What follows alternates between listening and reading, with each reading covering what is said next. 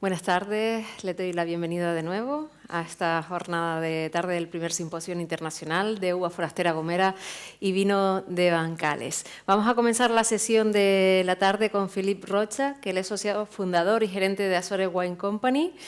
Philippe, azoriano y, como decía, socio fundador de Azores Wine Company, nació en 1977 en la isla de San Miguel. Allí vivió hasta los 18 años que ingresó en la Universidad Nova de Lisboa, donde se formó en economía. A finales de 1999 regresó a su isla natal para iniciar su carrera profesional, trabajando en las áreas comerciales y de análisis de proyección de proyectos de inversión.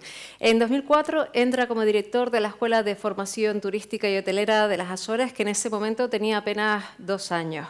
Desde entonces y hasta final de 2016 se dedica a las áreas de restauración, catas de vino, hostelería y turismo, contribuyendo a la transformación de la formación profesional de la región y proyectando los vinos azorianos tanto a nivel nacional como internacional.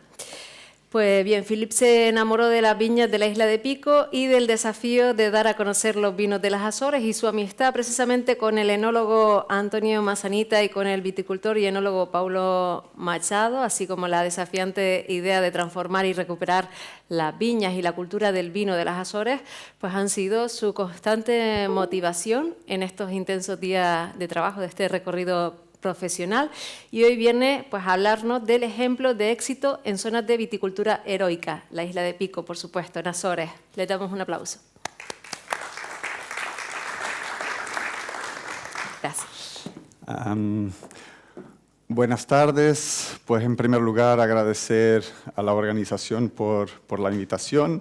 Es un placer estar aquí y poder compartir un poco de nosotros, y en la verdad fue súper interesante las primeras ponencias porque creo que sentí un poco de cada uno de los problemas, cada una de las historias tiene un poco de la historia de nosotros y de la historia de la viña en las Azores.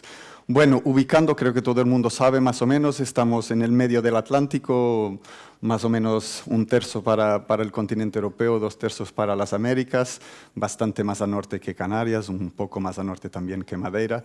Estamos más o menos en el mismo paralelo de Lisboa o Madrid.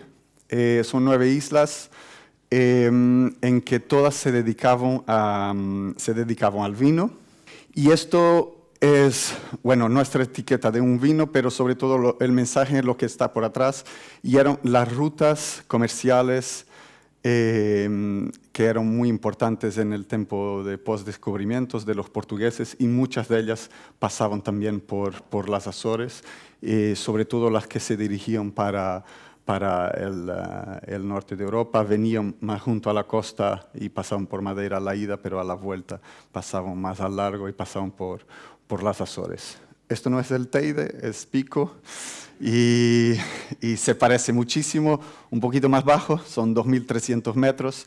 Es la montaña más alta de Portugal, tal cual la montaña más alta de España está en las islas, la montaña más alta de Portugal es la isla de Pico, y es una isla que se quedó muchísimo más presente la cultura del vino después del Ovidio y la filoxera, que no atacó aquí en Canarias, pero que destruyó prácticamente todas las culturas en las islas, que eran muy importantes hasta el siglo XIX, cuando él llegó. Pero ¿por qué se quedó más en Pico? Porque Pico es una isla muy joven, volcánica como todas, pero con 300.000 años.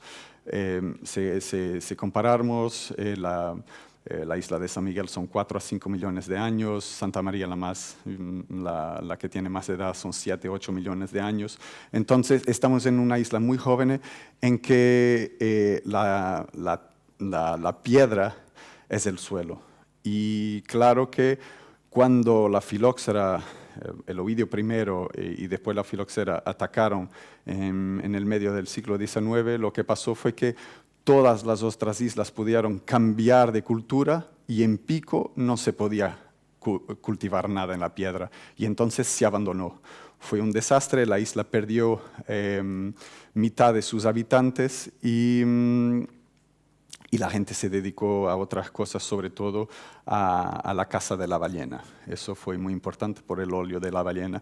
Empezaba a ser valorado en el mercado internacional. Pues se dice allá que se planta donde se oye el cantar del cangrejo. ¿Por qué? Porque aquí en Canarias, claro que se busca un poquito de frescor, se planta en altitud. Allá es diferente, el clima es diferente, llueve muchísimo más. Comparando, tenemos 900.000 por ahí en las zonas al lado del mar, 5.000 en la montaña. ¿Vale? Comparable, por ejemplo, con los números que estaban a ver hoy, 300, 200 y algo, solo Porto Santo en Portugal, en el archipiélago de Madeira. Es lo más comparable. Ahí llueve muchísimo más. Entonces, claro que debemos plantar fuera de la nube que está alrededor de la montaña. Y fuera de la nube es el más cerca del mar posible. Y entonces, por eso se decía que se debe plantar donde se oye el cantar del cangrejo. Pues la isla de Faial, enfrente, el puerto de Horta, que era un puerto también muchísimo importante en la época. Y aquí los viñedos cultivados con estos muros de piedra, a los cuales llamamos currais de piedra, y que fueron precisamente los muros construidos por el hombre desde el inicio en que empezaron a vivir en la isla. Y es verdad que los primeros años nadie vivía ahí, era una isla desierta porque no había agua, aunque lloviera, porque el suelo no retiene agua, es un suelo de piedra pura y el agua se va por los huecos de la roca. Entonces, este cultivo empezó a hacerse y con esta forma, un poco como la jeria, de edificar un muro para proteger sobre todo del viento. Esta es la función principal de este muro. En la jeria normalmente un semicírculo porque el viento dominante viene siempre del mismo lado. Aquí no, aquí lo que tenemos es un viento que puede venir de cualquier sitio. Entonces, normalmente son cuadrados, hay algunos circulares, pero casi todos son cuadrados. Lo impresionante de esto es la dimensión que fue construida. Fueron más de 15.000 hectáreas construidas así. Es una dimensión enorme. Si ponemos todos los muros en una línea, dan 2 vueltas al Ecuador. Es gigantesco, es una de las más grandes construcciones de la humanidad. Y esto también fue reconocido por UNESCO. Aquí se ve el suelo, que no es suelo, es una piedra. Y aquí se plantan las viñas en los huecos. Normalmente en ese hueco se pone un poquito de tierra, que la iban a buscar a la isla de Faial, delante, y ese poquito de tierra para el inicio de la planta poder sobrevivir. Y a partir de ahí la planta busca su sitio entre los huecos de la roca. Entonces, en 2004 UNESCO reconoció Pico, los viñedos y la cultura, no solo el paisaje, pero también la cultura alrededor del vino, como patrimonio mundial de la humanidad, en el mismo año que Douro. Y eso fue, claro, un momento muchísimo importante. De las 15.000 hectáreas que existían históricamente, en 2004 solo quedaban 120. Creo que era el número que decías hace poco, Nancy, de lo que hay en La Gomera. Exactamente la misma historia. Y quedaban 120 hectáreas en esa altura, entonces casi nada. Todo fue abandonado. Aquí una comparación muy interesante de la producción de vino antes y después del Ovidio, que fue la primera enfermedad que llegó. Aquí tenemos la producción de madera, que estaba en los 600, 700, creo que 1.000 litros en esa altura. Solo la isla de Pico estaba a veces por encima de 3 millones de litros.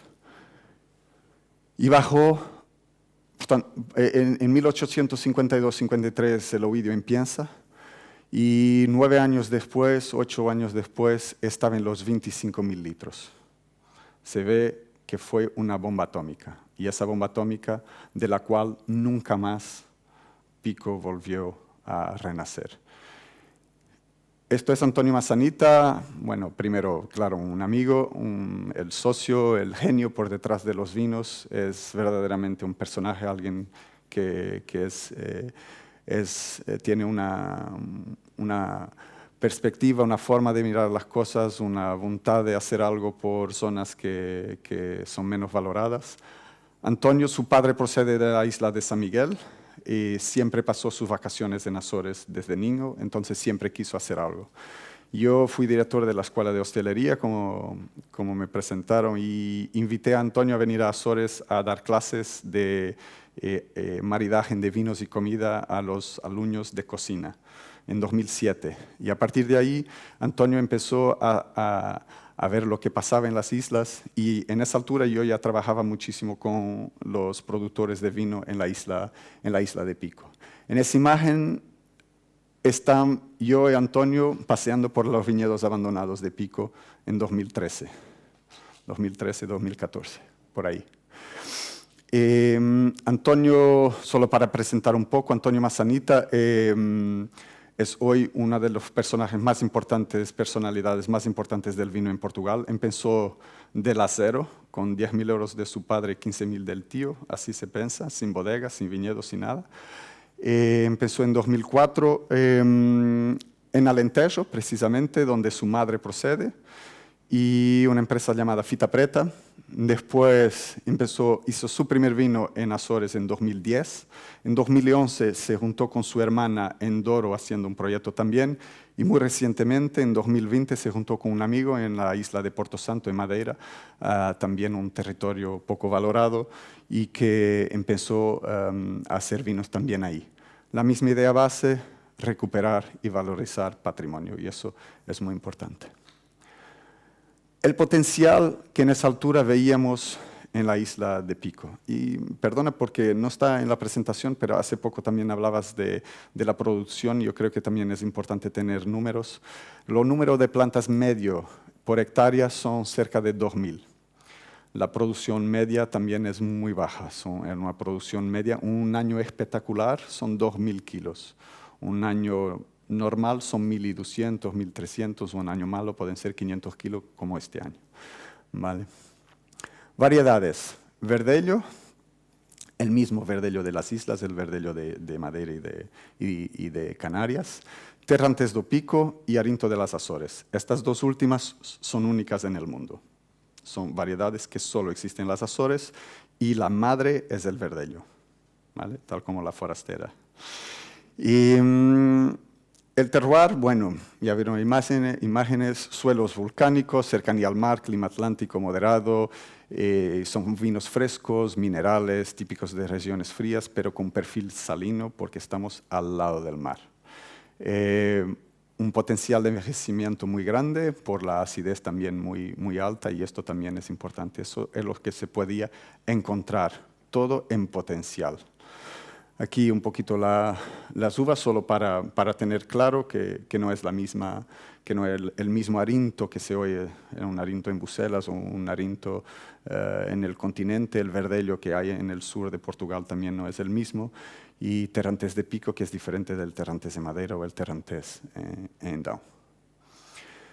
Azores Wine Company empezó en 2014 y les voy a comentar la historia. Yo en 2013 organicé, antes de eso, en 2010, y eso es importante, Antonio hizo su primer vino de una finca experimental en la isla de San Miguel. En 2004, cuando fue declarado Patrimonio Mundial de la Humanidad, el gobierno empezó a hacer un estudio genético de las uvas de las variedades tradicionales en las islas de Azores. Y encontró solo 89 plantas de Terrantes de Pico. Y plantó una finca en la isla de San Miguel, una finca experimental para recuperar esa variedad. Y de esa finca surgió precisamente el primer vino de Antonio, que fueron cerca de 600 botellas de esa viña. Era una viña cuidada por una ingeniera agrónoma llamada Susana Mestre. Y él hizo esas 600 botellas, y me acuerdo en el año siguiente, febrero, por ahí entrando en la escuela con una botella ya embotellada, diciendo: Filipe, tienes que catar esto. Y yo caté, y él dijo: tenemos que presentar esto en Lisboa a los críticos de vinos de Portugal. Yo solo le pregunté: ¿estás seguro? Y él dijo: manda quien tú quieres, esto es un gran vino. Yo dije: vale. Organicé un una cena con un chef mío, un chef famoso en Lisboa, y invitamos a todo el mundo. Y teníamos un vino para hacer una cena que se supone que tiene mínimo 3 platos, ¿no? Más un postre. Y entonces, como lo hizo, el primer vino lo sirvió un poco más frío que lo normal, en una flûte, como si fuera un champán. El segundo en una copa de blanco a una temperatura un poquito más alta, y el tercero en un copo de Borgoña con una temperatura a 16 grados. Esto fue la forma que encontramos para presentar el vino que teníamos, porque era solo uno. Y invitar a solo una cena con un plato no parecía bueno. Y así empezó. En 2013 yo organizo una consultoría gratuita para todos los productores de vino en la isla de Pico. Y nadie quiso, Juan Antonio, nadie quiso. Excepto una persona que era Paulo Machado, que dijo, pero es gratis, ¿no? Y decimos, sí, pero tiene que ir todo el mundo. Porque esto no hace sentido consultoría para uno. Y dice, pues, nadie lo quiso, entonces no puede ser. Y yo decía a Pablo, pero ¿por qué no hacemos algo juntos? Y nos juntamos los tres en la vendimia de 2013. Pablo tenía su empresa, Ínsula, y Antonio hizo el primer vino de la uva Arinto de las Azores. Y ahí empezó el proyecto en Pico, porque 6 meses después los tres empezamos el proyecto de Azores Wine Company. Y hoy Pablo ya volvió a su proyecto inicial y estamos los dos. Factores importantes, y todos ellos fueron hablados aquí hoy, y creo que esta historia es común. Podría estar hablando de La Gomera, pero no sé el suficiente, pero creo que es la misma historia. Tenemos historia, tenemos variedades únicas en el mundo, tenemos calidad, tenemos paisaje, tenemos historias, cultura alrededor del vino, un entorno social que es muy importante. Y esto yo creo que son todos factores, bases muy importantes para poder aspirar a tener un proyecto, una isla de vinos. Esto se ve un poco negro, pero es el paisaje que encontramos en esa altura, el paisaje abandonado.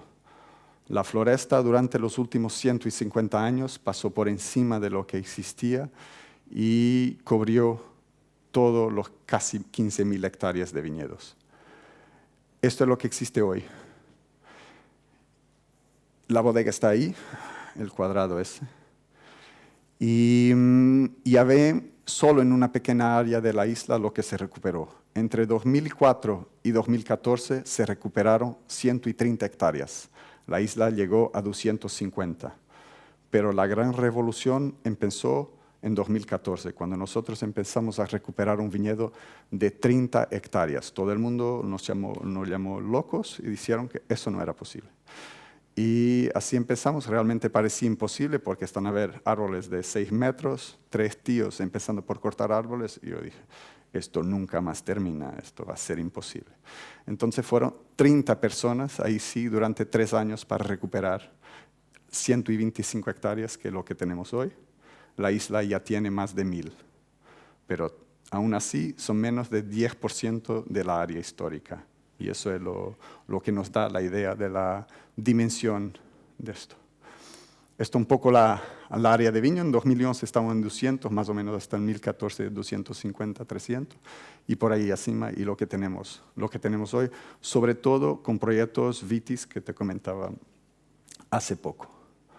Productores de vino en 2009, la cooperativa de Pico, el principal productor, todavía hoy el más grande productor de la isla, y después pequeños proyectos de entre 1.000 botellas y 5.000, nada más que eso, todo pequeñas bodegas.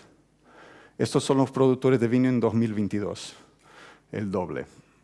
3 de ellos con jóvenes, uno con 20 años, el otro con 25, la otra con 28, y son nuevos proyectos.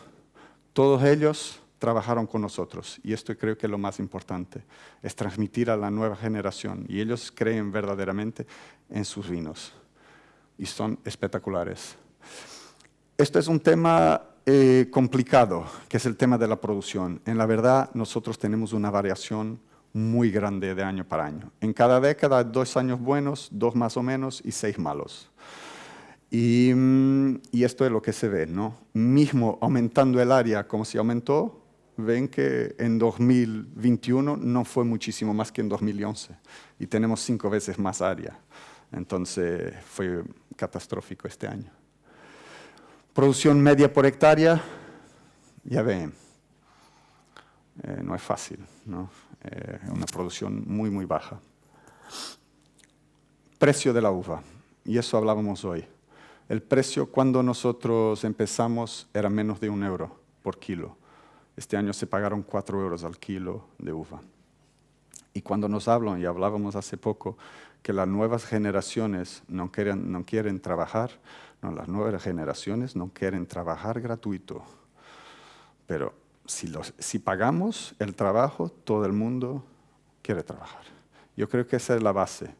Tenemos que empezar por esto. La gente nos importa de trabajar en estos viñedos terribles como aquí, que seguramente son difíciles, como en Ribera Sacra, como en Asturias. La gente quiere trabajar, pero quiere recibir algo. Y esa es la base. Y entonces yo creo que esto fue el cambio. Claro que esto tiene que refletirse en el precio del vino. Y eso es lo más importante, cómo llegamos a eso.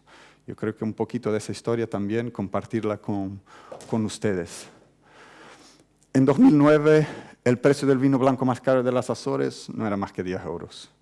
Hoy, nuestro vino más caro son 300 euros una botella en una tienda. Y esto es cómo podemos llegar ahí, valorando viñedos antiguos, haciendo bien, teniendo calma, no poniendo en el mercado si no está listo para llegar al momento que queremos, a la calidad que queremos.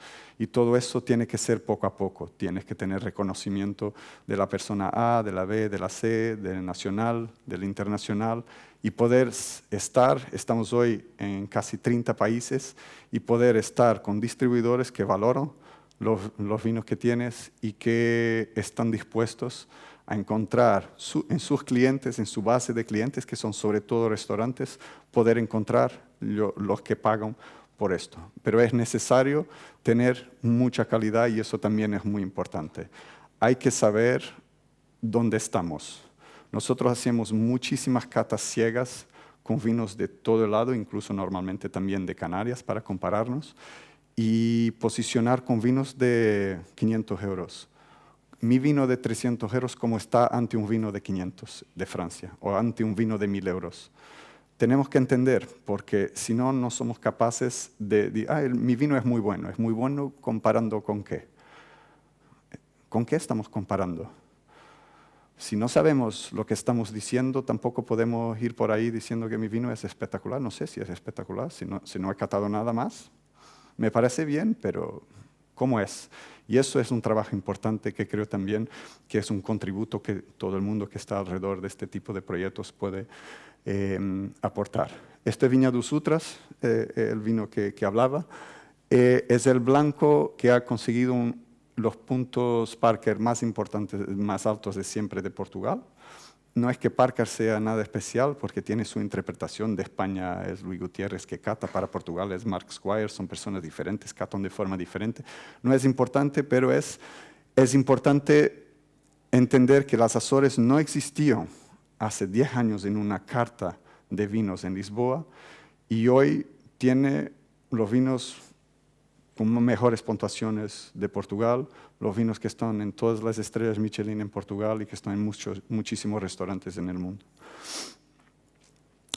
Y esto es un impacto de un proyecto, como dije, que empezó por 600 botellas en una finca experimental de una variedad casi extinta.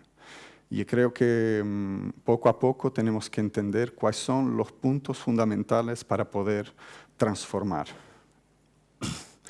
Hoy tenemos 125 hectáreas, como dije, una bodega que terminamos en 2020, precisamente en marzo de 2020, estamos terminando la obra, estaba llegando la pandemia. Y fue un momento muy difícil, pero 2021 conseguimos empezar con el proyecto que incluye una parte turística, por eso también esta mañana preguntaba, porque creo que el turismo es muy interesante desde el punto de vista económico.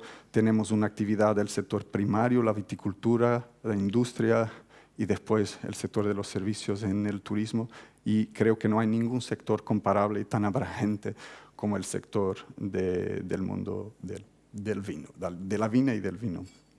Esto es la producción media de los últimos años y los países donde estamos, como dice, son cerca de 30. Valor económico del proyecto: principal empleador en la área de vinos, exportación y desarrollo de una actividad que no existía, que era el enoturismo. Hoy hay gente, no muchos, pero poco a poco hay gente que va a Pico para visitarnos. Y eso es cuando todo cambia, cuando empieza a ser un destino que merece la pena ir a visitar para ver los viñedos increíbles, para visitar, para catar algo y para poder tener una experiencia. Todo tiene que tener sentido. Si yo estoy disponible para pagar 50 euros por una botella de vino, 70 euros por una botella de vino, ¿qué esperan que ese cliente exija cuando viene a visitarme? Una buena sala de catas, una buena copa para catar vinos, un buen sitio, un buen restaurante alrededor. Es el mismo cliente. Tenemos que pensar que tiene que ser eso. Entonces nosotros sabíamos que también en Pico no había esa estructura y decimos, bueno, lo hacemos nosotros. Vamos a empezar por hacer nosotros si no hay estructuras.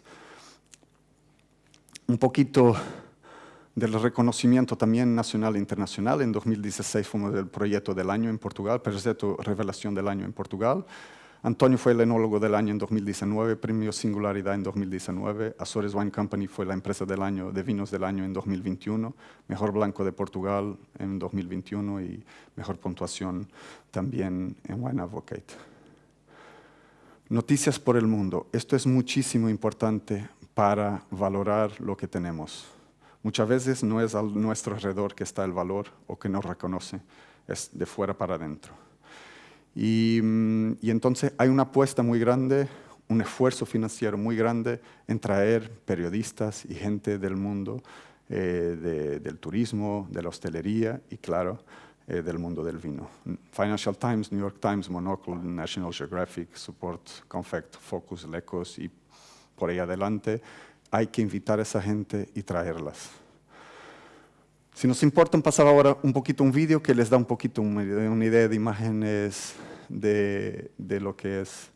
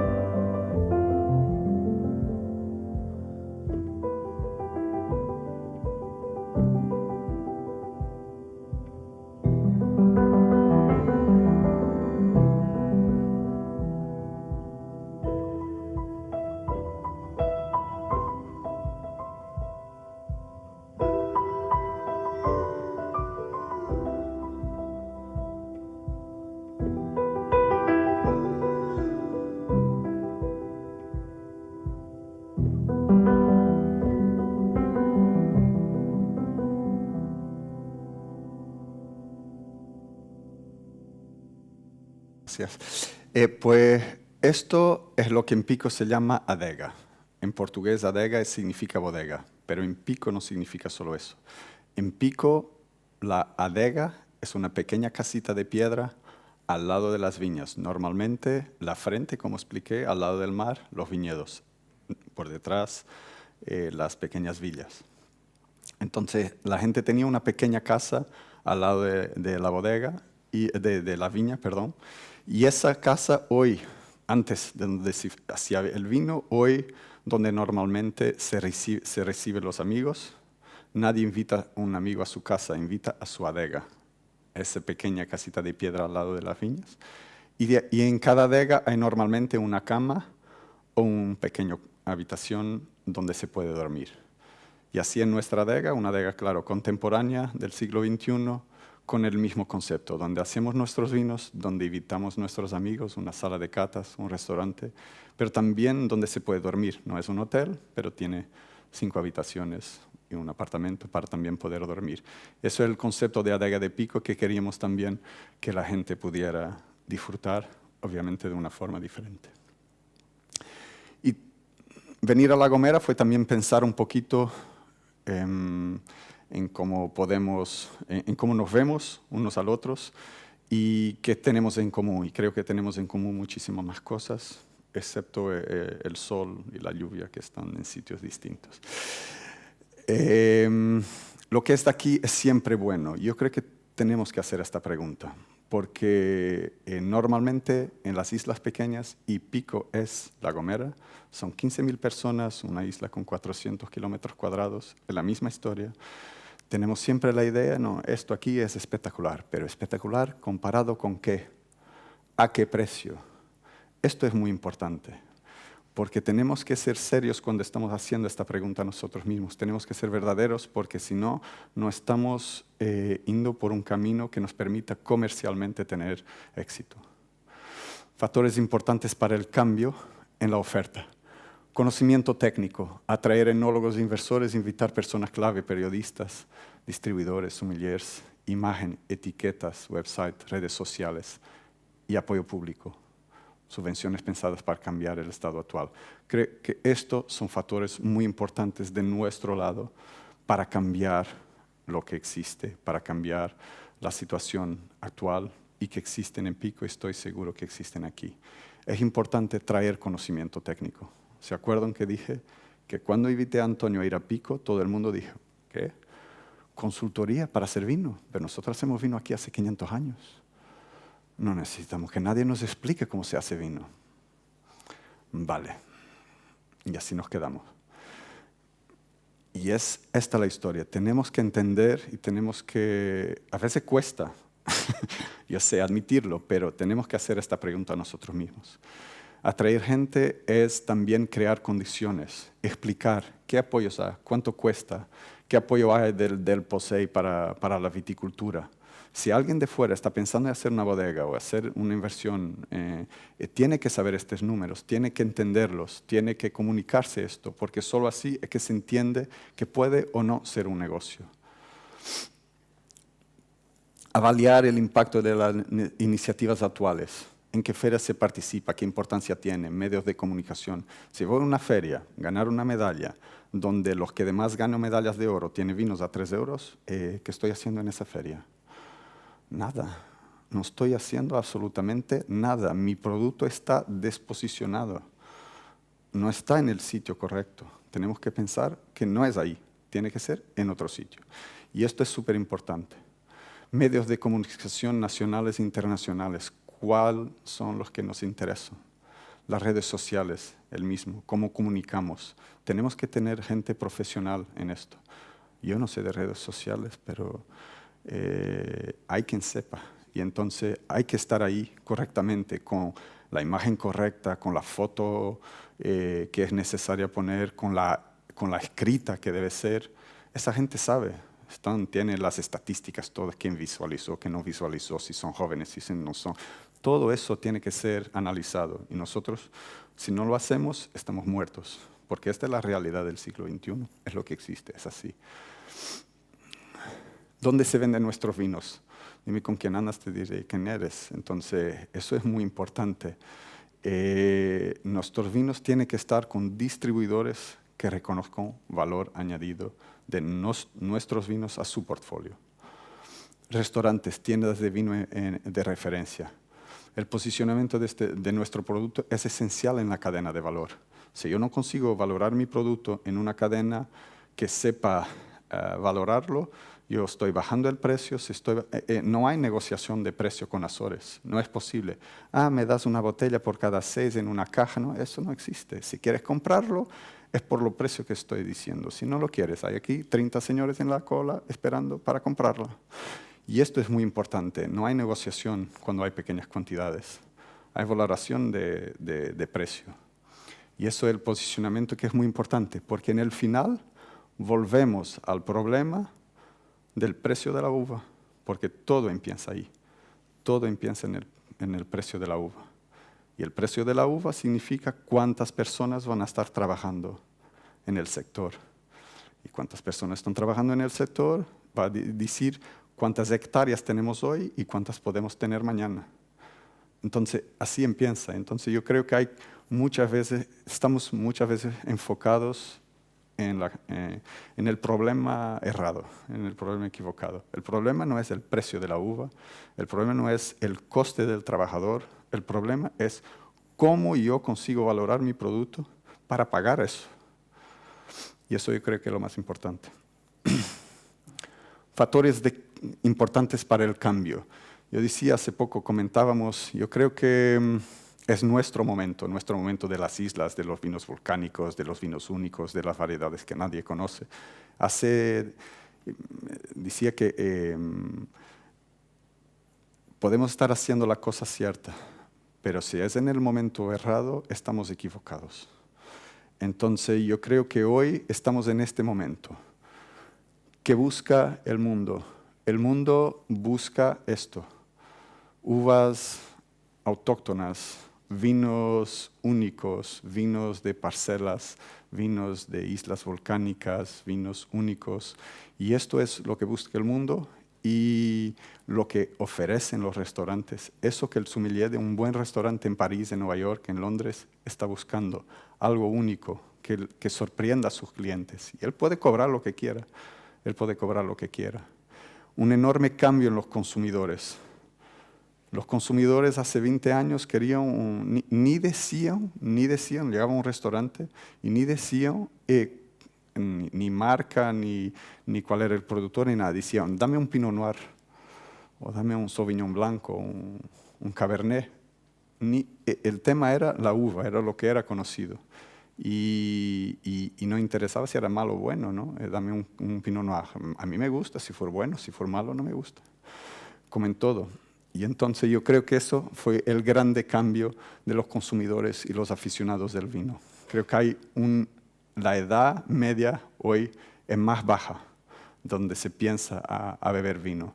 Y se valora más el vino, se valora más la experiencia. Y eso es muy importante. Y eso contribuye muchísimo el turismo, el enoturismo, y una experiencia auténtica.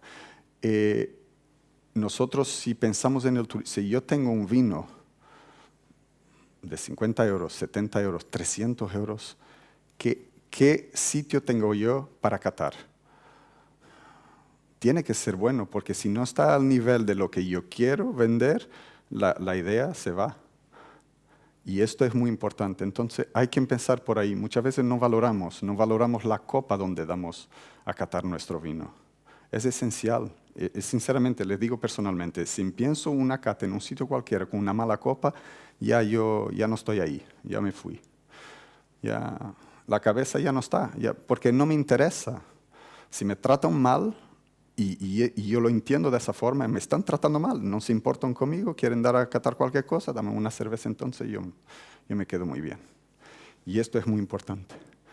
Y esto ayuda a valorar el precio de las ventas también. Si pensamos en turismo, nosotros en nuestra propia tienda, si tenemos una sala de catas y lo vendemos al público, estamos a vender al doble de precio que se vende a un distribuidor.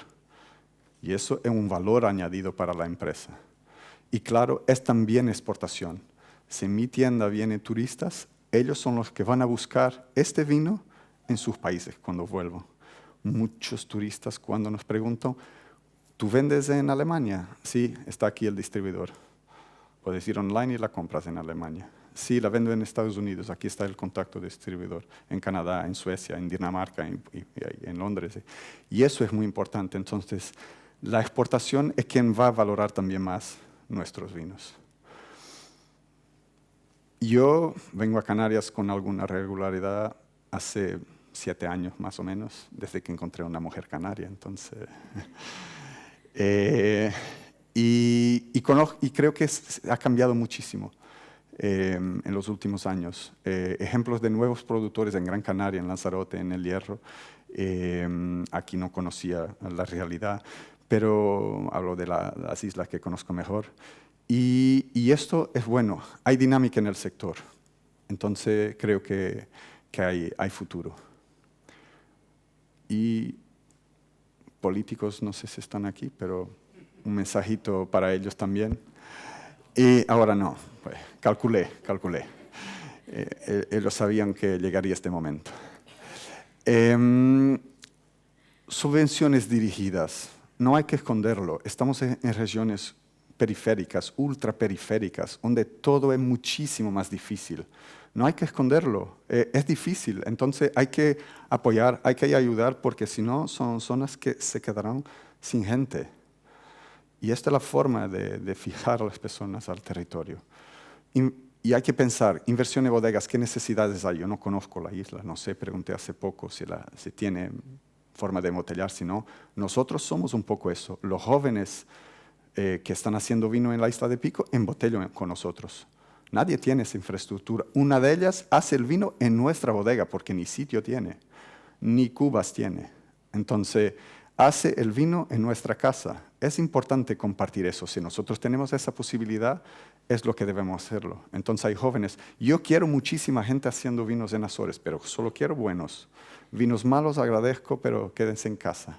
Y la forma de protegernos contra los que producen vinos malos es tener un precio alto de la uva. Los que solo saben hacer vino a granel por 3 euros la botella no vienen a este sitio, porque es difícil, porque cuesta y no van por ahí. Entonces esa es la forma de protegernos. La viticultura, aumentar el área de cultivo, ¿es necesario aquí? Pues que haya una política pública para esa apuesta. Viticultura es muy importante, pero apoyar la exportación también, en grupo, sin grupo, como quieran, pero apoyar a los que van a las ferias importantes, invitar personas clave. Es muy importante invitar a las personas clave. ¿Quién cata vinos españoles en Londres? Invitarlo. ¿Quién cata vinos en Estados Unidos? ¿Quién cata vinos en Canadá? ¿Quién es el sommelier de referencia en Dinamarca? Que esa gente tiene que venir y se gasta muchísimo dinero en eso. Nosotros gastamos, no voy a decir el número, pero bastante en eso. Pero tiene repercusión, porque después en el final ellos pagan porque me compran el vino. Ellos, esos países, claro, no la persona invitada. Consultoría también es importante, entonces que se haga consultoría en las áreas que son necesarias, que van desde las redes sociales a la viticultura, y eso es muy importante. Y inspirar a los bodegueros también, juntarlos, hacer visitas en conjunto. Estamos aquí de zonas, todas ellas difíciles. A mí me encantaría visitar Ribera Sacra, visitar Asturias, visitar otras zonas que son difíciles y que no conozco. Y eso es inspirador, porque hay alguien también que tiene un problema parecido, como lo está haciendo, ¿no? Santiago hace poco, hablando de un problema que nos dice un montón, que es la mala hierba que crece por todo el lado con la humedad y la lluvia. Lluvia, sol, la humedad es perfecto. ¿Y cómo se hace? Pues con ovejas que tienen un truco. Entonces me interesa, quiero compartir eso, quiero entender cómo se hace. Y por fin, un poquito la idea que creo que políticamente se debe entender sobre este mundo del vino es el impacto que la viticultura y la producción de vinos tiene de forma generalizada, económicamente, socialmente, ambientalmente y culturalmente. Hay pocas, muy pocas áreas que se puede decir que son tan abrangentes, tan importantes como esta. Sostenibilidad económica y social, aumento del precio medio de las uvas, aumento del área de plantación, aumento del empleo y proyectos privados, jóvenes que empiezan su proyecto. Estamos con esto desarrollando una área, fijando personas a la tierra. Sostenibilidad ambiental. Ustedes también tienen, nosotros también, viñedos con bajos niveles de emisión de CO2, porque no es posible mecanizar. Tenemos que tener alternativas, nuevas prácticas de reducción de fitofármacos, como hablaba, mantener variedades autóctonas. La conversión para viticultura biológica es un reto para todos. Todo eso es algo que podemos aportar y que es muy importante en esta área. Y sostenibilidad cultural, preservar la forma tradicional de plantación en Pico, Currales, aquí, bancales, recuperar estilos de vinos antiguos en Azores, vinos pasados, por ejemplo, que con la uva pasa, sin añadir alcohol. Es un estilo también que existía y que se intenta recuperar, pero no tener miedo de no meter en el mercado luego ese vino. La región probablemente de referencia en el mundo es Madeira, y tú estás embotellando lo que tu abuelo hizo. Y tú no vas a ver el vino que estás haciendo. Y eso es generacional. Y nosotros a veces queremos meter en una botella lo del año anterior. Calma, ya vamos. Costumbro decir que en Madeira es así, pero nuestros abuelos bebieron todo. Entonces no sobró nada y nosotros tenemos que empezar de la cero. Entonces tenemos ya 40.000 litros de licorosos. Se verá un día, cuando el precio que queremos sacarlo, el licoroso tiene que valerlo. Y eso es lo más importante. Entonces hay que tener calma. Después hay que pagar el coste de todo eso durante 10, 15, 20 años, pero alguien va a pagarlo. Alguien va a pagarlo. Turismo enfocado en los valores culturales de las antiguas bodegas, las bodegas, como dice, producir vino, compartir una mesa y dormir. Yo creo que eso también es muy importante. Muchas gracias.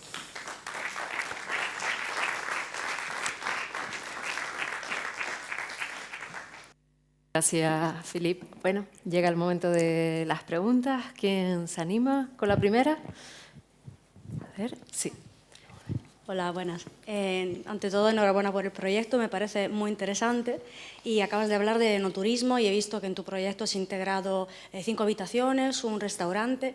¿El tipo de enoturista que te llega te busca a través de las redes, sabe a lo que va, nos conoce gracias a los distribuidores que tenéis? Me refiero a enoturistas internacionales. ¿Cómo llega a esa, ¿cómo lo has llamado? Adega, realmente, sí, ¿no? ¿Busca la adega o...? Sí, y gracias por la pregunta. A veces creo que hay de todo, ¿no? El turista que llega a la isla de Pico normalmente ya sabe que es una isla conectada con el vino, ¿vale? Esto en Pico se ofrece ya de base esa historia, pero ¿qué ofrecíamos antes? Ofrecíamos un paisaje de vino. Mira, tan bonito, los Currales, ya está, se acabó la historia. No catas nada, no pruebas nada, no hay vinos en los restaurantes, no hay nada. Y hoy es la diferencia. Entonces creo que ya puedes ir a varios restaurantes, puedes pasar varios días en Pico y no cataste todo lo que hay. Y eso es muy importante. Entonces creo que hay un turista que no es un turista de vinos, pero que llega ahí y es confrontado con un paisaje y una cultura tan fuerte alrededor del vino, que claro, por su iniciativa acaba por buscar algo relacionado con el vino y claro que encuentra Azores Wine Company. Hay los turistas que nos ven en las revistas internacionales, ¿ven? Financial Times, New York Times, Monocle, todo eso, y eso viene porque vieron el proyecto. Hay el turista también que ya cató nuestros vinos en Nueva York o en Londres y que quiere venir para conocer más. Hay un poco de todo. Lo más importante es tener producto. Como dice, nosotros tenemos un menú de degustación que está entre 140 y 350 euros, ¿vale? Y si yo dijera a alguien en Pico que iba a cobrar 350 euros por un menú en un restaurante, alguien me diría, tú estás loco, el restaurante no tiene nadie. Pero tiene. Son los mismos que pagan 300 euros por la botella. exactamente la misma gente. El mismo que paga 250 euros por una noche. La misma gente. Entonces, lo que tienes es que tener un conjunto. No puedes tener una cosa que no cuadra con la otra. No puedes salir en Financial Times y después la copa donde sirves el vino no cuadra. No puede ser, ¿entiendes? Yo creo que con el conjunto. Y la gente va llegando poco a poco. Creo que en Portugal también Azores no existía. Hace 10 años llegaba a Lisboa y decía, ¿hacen vinos en Azores? Yo decía, bueno, hace 500 años más o menos hacemos vinos en Azores. Y la gente se quedaba así, ¿cómo hace 500 años? Y es así, ¿no? Hoy la gente quiere catar Azores, quiere probarlos y los ve en los restaurantes, los pide. Y esa es una gran diferencia. Porque, como dice, si tu vino está en Madrid, si está en Barcelona, si está en París o si está en Londres, esa gente acaba por venir aquí. De alguna forma. Yo creo que es eso. Ahora, tienes que tener producto para ofrecer. Yo creo que es lo más importante. Todo tiene que hacer sentido. Tenemos otra pregunta ahí. Gracias. Hola, buenas tardes. Gracias por la presentación. Yo tengo 3 preguntas. Una, ¿qué porcentaje de tiempo o dinero dedica a comunicación del negocio? 2, ¿cómo consigue que con la producción que tiene llegue a Londres, Barcelona, Madrid, Canadá, Nueva York? Y 3, la política agraria común, ¿cómo está tratando al viñedo de este estilo? Gracias. Bien, voy a empezar por la última. La política agraria común, sobre todo el POSEI, es lo que existe. Creo que más o menos el mismo número que existe aquí en La Gomera. Estamos hablando de más o menos 2.000 y algo euros por hectárea. Creo que más o menos ese número.